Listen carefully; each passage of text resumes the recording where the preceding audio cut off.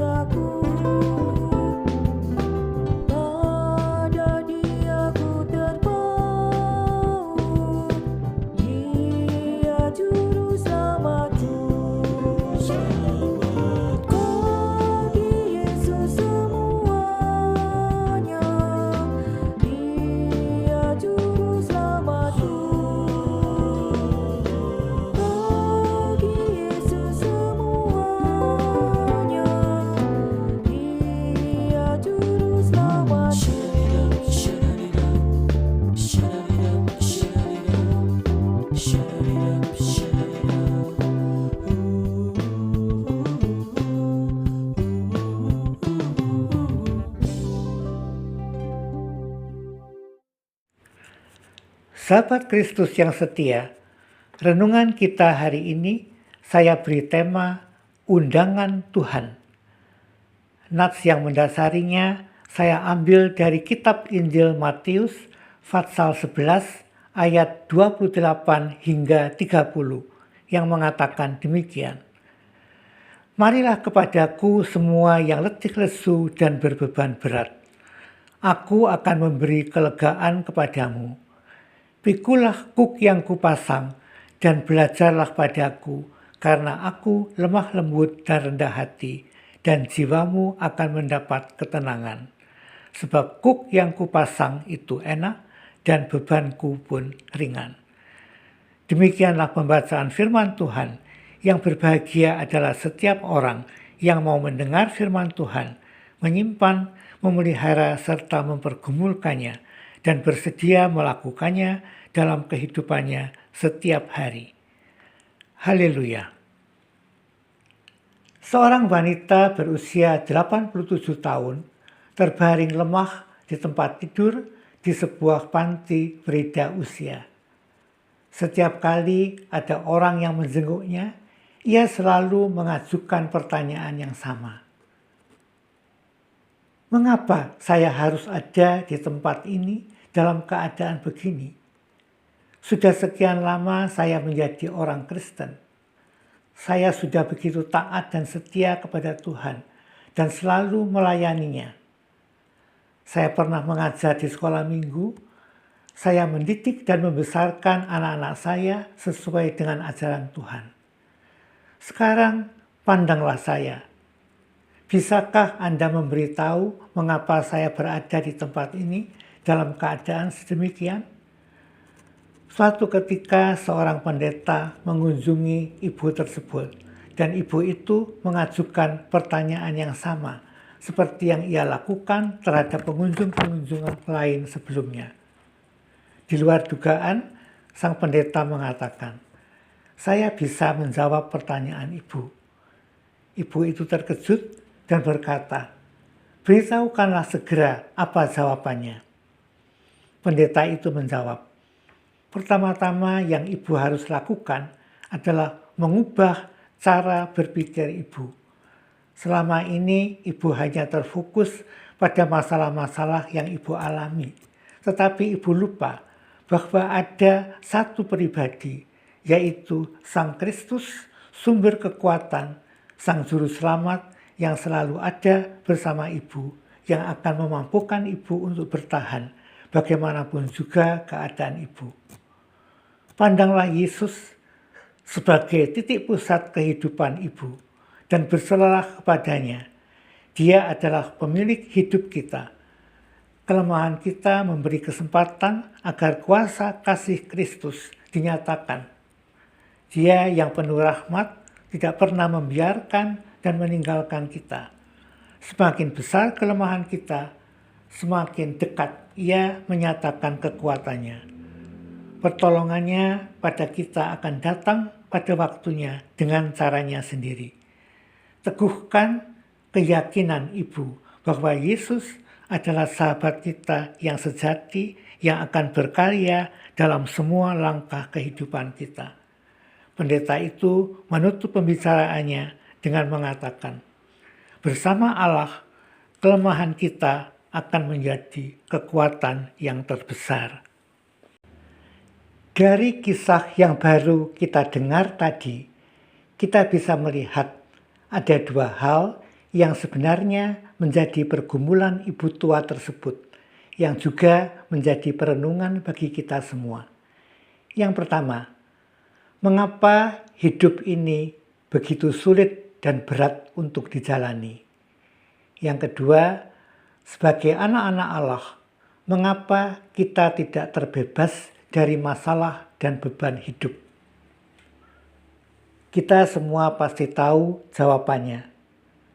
Dari perjalanan hidup kita yang telah kita tempuh, tentunya ada banyak kerikil, badai yang menghadang, dan juga peristiwa-peristiwa hidup lain yang begitu pahit dan berat, yang menjadi pengalaman tersendiri bagi kita. Dalam menghadapi berbagai macam tantangan yang ada, seringkali membuat kita menangis, patah semangat, putus asa, dan kehilangan harapan. Nats yang mendasari perenungan kita hari ini merupakan undangan Yesus yang ramah, lembut, yang begitu manis dan simpatik, yang ditujukan kepada semua orang yang letih lesu dan terbeban berat, yang mengalami kepahitan dan kegetiran oleh persoalan-persoalan hidup dan beban dosa. Perlu kita cermati di sini bahwa undangan Yesus tersebut ditujukan kepada semua orang, setiap orang tanpa terkecuali, tanpa memandang buluh. Ajakan Yesus ini sekaligus mengungkapkan kasih dan kepeduliannya kepada siapapun yang sedang menderita. Dengan datang kepada Yesus, percaya dan mematuhi petunjuknya atas kasih karunia-Nya, Ia akan memberikan kelegaan kepada kita. Ia akan mengutus Roh Kudus untuk menuntun kita dalam menjalani kehidupan ini. Kelegaan adalah suatu perasaan yang membuat kita merasa lepas, sehingga kita dapat mengalami damai sejahtera, ketenangan, dan ketentraman.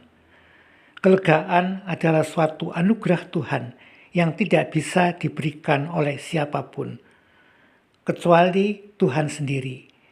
Kita tidak bisa memperolehnya atas usaha dan kekuatan kita sendiri, kecuali dalam relasi yang dibangun bersama Tuhan. Ada statement yang menarik yang diucapkan Yesus pada ayatnya yang ke-29. Pikulah kuk yang kupasang dan belajarlah padaku, karena aku lemah lembut dan rendah hati, dan jiwamu akan mendapat ketenangan. Kata belajar yang diucapkan Yesus di sana menunjukkan ajakan Yesus kepada kita semua untuk percaya dan mau meneladani apa yang Ia lakukan dengan sikap yang lemah lembut dan rendah hati.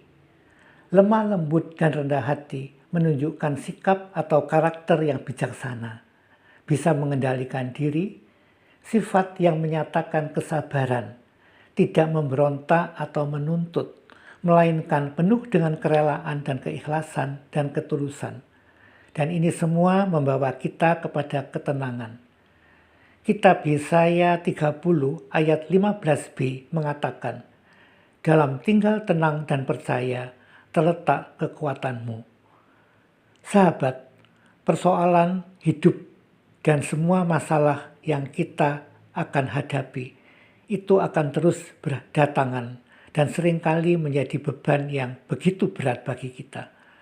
Tetapi Yesus mengatakan, pikulah kuk yang kupasang, sebab kuk yang kupasang itu enak dan bebanku pun ringan.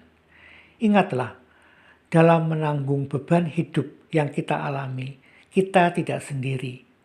Ada tangan Tuhan yang menopang kita, mengangkat tekanan-tekanan hidup kita, sehingga betapapun beratnya beban yang kita tanggung akan terasa ringan karena ada Yesus yang memberi kekuatan dan ikut menanggung dan memikul beban kita. Filipi pasal 4 ayat 13 mengatakan, segala perkara dapat kutanggung di dalam Dia yang memberi kekuatan kepadaku. Sahabat, masalah apakah yang sedang Anda hadapi dan alami pada saat ini? Dengarlah ajakan dan undangan Yesus. Dia menanti kita untuk menghampirinya. Dia bersedia berjalan, melangkah bersama kita, dan ikut menyandang beban kita. Bersediakah kita menyambut dan menerima ajakan dan undangannya? Amin.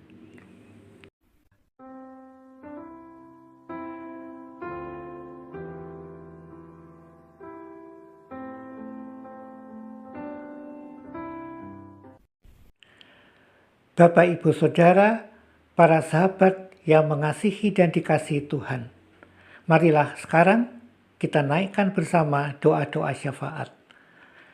Terima kasih Tuhan atas penyertaan dan pimpinan Tuhan dalam ibadah doa pagi hari ini.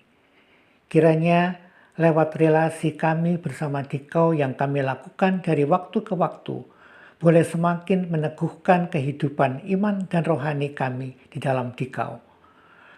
Tuhan, pada kesempatan ini kami hendak membawa dalam doa kami kehidupan kami dari sehari ke sehari.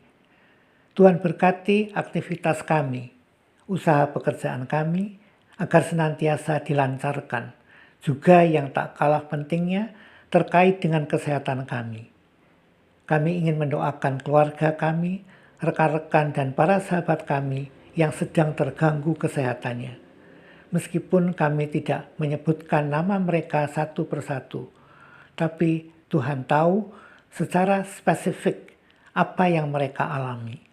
Kiranya Tuhan sertai proses pengobatan serta penanganan-penanganan lain yang diupayakan, agar pada saatnya nanti, atas perkenan Tuhan, mereka boleh dipulihkan dan mengalami kesempurnaan kesehatan seperti sedia kala. Tuhan berkati pula pelayanan kami selaku aktivis gereja, agar Dikau bekali kami dengan kuasa kasih dan kebenaran yang berasal daripada-Mu, sehingga semua yang kami lakukan boleh membawa dampak yang baik dan berarti bagi sesama. Kami juga mengingat akan kehidupan berbangsa dan bernegara di bumi Indonesia ini. Kiranya keadilan, kebenaran, kejujuran dapat terwujud nyatakan, sehingga dapat membawa kehidupan masyarakat menjadi suatu kehidupan yang penuh ketentraman, ketenangan, sukacita, dan damai sejahtera. Akhirnya, kami hendak menyerahkan kegiatan kami hari ini, agar dalam penyertaan dan bimbingan Tuhan, semua yang kami lakukan boleh mendatangkan berkat bagi banyak orang dan dalam berbagai hal. Terima kasih Tuhan atas semua yang boleh kami doakan. Terpujilah nama Tuhan, kekal sampai selama-lamanya. Amin.